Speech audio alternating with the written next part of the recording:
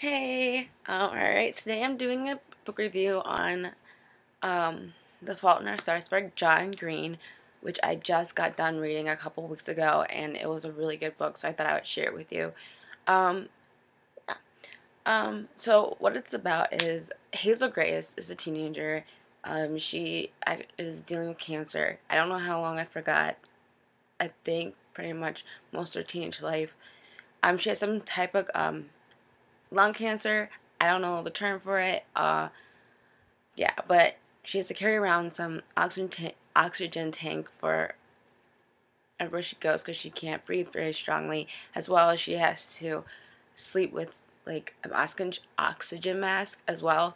So yeah, so she's been suffering with that, and she goes to a young adult support group for cancer in a church, and one day she meets this guy at a support group named Augustus Waters, who is also um, had cancer, and I do this because you'll find out later in the book his story and more in depth about him. So, but yeah, anyway, and he's this really good looking kid, just, one of those kids Hazel please would not like her. She basically states a million times in the book, like, this kid would not be interested in me. I don't deserve someone like him. But, typical teenage low self-esteem. But yeah, um, yeah, so she meets this guy, and they, like, immediately hit it off, and she goes and hangs out with him right after support group, and, um, yeah, and he's told, like, this kid, he always knows the right thing to say. Um, he's really smart and bright, and, he's one of those people you just really like. Like, he's a smart ass, but at the same time, he's one of those smart asses you like, because he's, like, just the way he talks and all this stuff is just, you really, really like him. I don't really know how to explain him, but he's a very likable character. And so yeah, um, they hang out and all this stuff. And there's this book called Period Affliction, I believe, that it's Hazel's favorite book. And so Augustus reads it too, and he becomes very into it as well. But basically, in this book, it's about a teen girl dealing with cancer too, and she actually at the end of the book it stops. Like, not just stops it. Like, the last sentence is not even finished.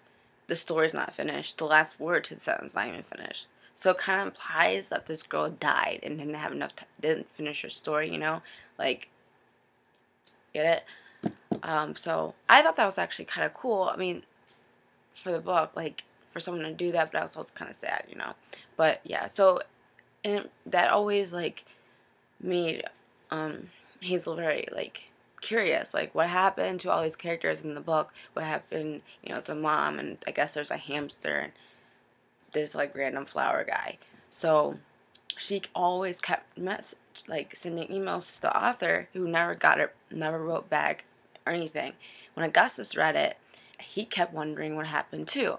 So he writes to the author, and then he also finds out that he has a personal assistant, so he writes a personal assistant who writes back. And there's, like, this program for cancer kids, Make-A-Wish. And Hazel usually used her first wish on Disney World, which Augustus feels like it's a cliche for cancer patients to always want to go to Disney World. So he used his wish because he hasn't used his wish yet. Apparently you get one wish. And he used his wish to go to Amsterdam to meet the author so they can find out what happened to the people in the book. So, yeah, and the story goes on. They go to Amsterdam and find out more about, this author. Don't know his name. I can't say his name, but whatever. They go and find out more about this author, more about the book, and all that stuff. And every time I come home, things happen, and I don't want to give it away, but things happen. And we have Hazel Grace, which is one of the main characters. She is the narrator of the story, and she's just a typical teenage girl, but not typical. Actually. She has cancer, and she has lung cancer. She has to carry, like I said before, she carries around a tank. She has to breathe with a mask, all this stuff. So it's, she's in pretty bad shape. And yeah, she's just, but other than that, she's very shy, or introverted. I guess she reads a lot, um, and I guess she doesn't really socialize that much because I guess of her cancer or whatever. So yeah, I don't know.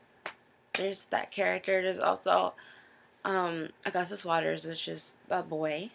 Like I said, he's very one of those people you always liked, very, very bright kid, and he's very optimistic. He's like that cancer kid that's optimistic, you know? Like you have all those other like cancer patients who are kind of like down about themselves and down because they're sick and they're all this stuff, you know? I mean, come on, it comes with it, you know? It sucks. Cancer sucks. But he is one of those kids who's just really optimistic and just like happy and like kind of like just whatever he's doing, he enjoys it. And you know, he's always like, and he always knows what to do. Like at any situation, he's like one of those kids, just super bright, knows what to do in any situation, and he's very persistent, like very, very, very persistent. And I know he's just very, very likable character, a very likable character. And then there's Isaac, which is their friend, also in support group, who has some form of eye cancer. And in this book story, he's a very down character too. Like in the story, like he has his girlfriend named Monica who breaks up with him at the beginning of the book because he has to his eyes taken out and therefore he's gonna be blind. And I guess she doesn't want to be with a guy who's blind, so she dumps him. And he's really down about throughout the whole book, and he's kind of just a depressing character. And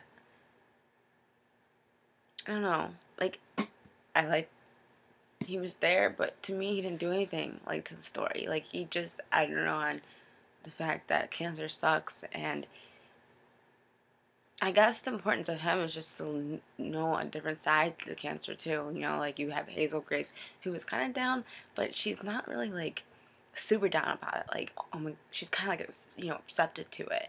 Then you got Augustus, who is just totally optimistic with his life and just happy and stuff. And then you got Isaac, who's totally depressed. You know, can't stand it, totally mad at the world.